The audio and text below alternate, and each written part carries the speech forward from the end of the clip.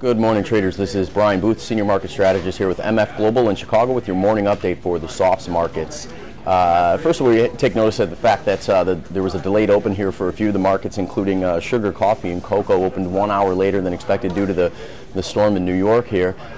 Looks like they opened up, just taking note from the Fed announcement last week after Jackson Hole.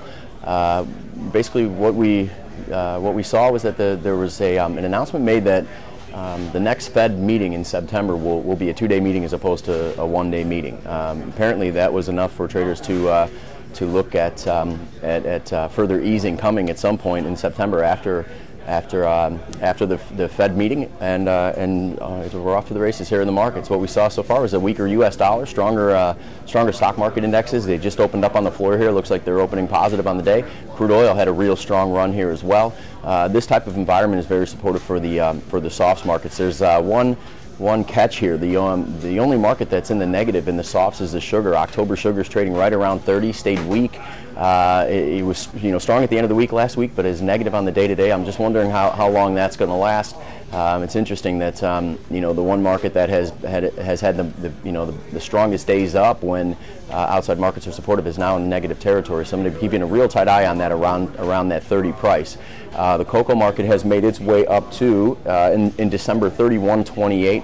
Right above that 31.50 is going to be a resistance level. If we're able to close above that, then we'll be right back at that magic number, that 32.50 that seems to always come into play here for cocoa. If we start to close above 32.50, I'd be really surprised. But if outside markets stay like this, if you can tell that the chart pattern has been low for a long time. I mean, we have bearish fundamentals in the market, but when outside markets are supportive, if there's a risk-on mentality, then you will see, despite the fundamentals, some of these markets will move higher off of a weaker dollar.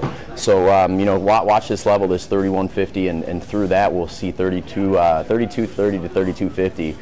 That would be a short-term target. Closes above that, I'd be really surprised. But like I said, this setup could actually send the market to that level.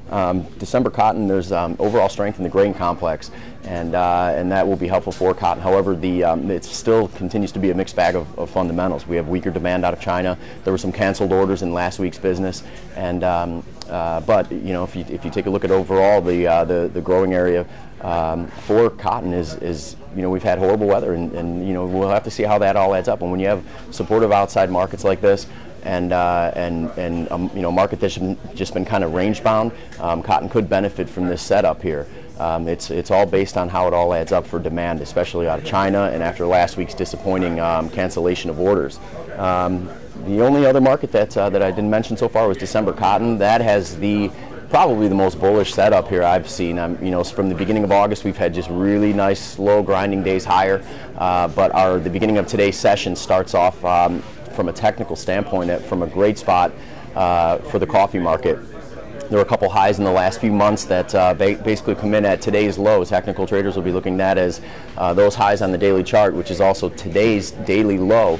They're using a former resistance level now as a support level. So the fundamentals seem to be there for coffee to continue to go higher as long as we can stay above those highs, which is today's low. So keep a tight eye on that. We'll be watching throughout the week just to see how the news breeds here after the Jackson Hole announcement. I'm still kind of surprised that it was read as bullish as it was.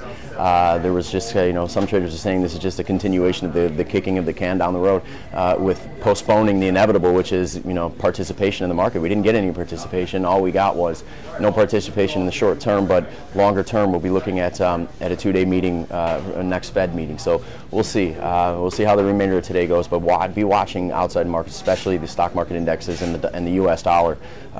If they take a turn and reverse on us here, then that would be the only thing I think that would stop the bullish sentiment here in the softs market. So I would love to hear from you. I'd love to hear your feedback on anything presented or any of the markets that we trade at MF Global. I operate a professional trade desk here and work with customers on a day-to-day basis, and would love to hear your feedback, or if you have any questions about anything that was just mentioned, please contact me at 800-993-6601 or by email at bbooth@mfglobal.com. Always remember that futures trading involves substantial risk of loss. It's not suitable for all investors.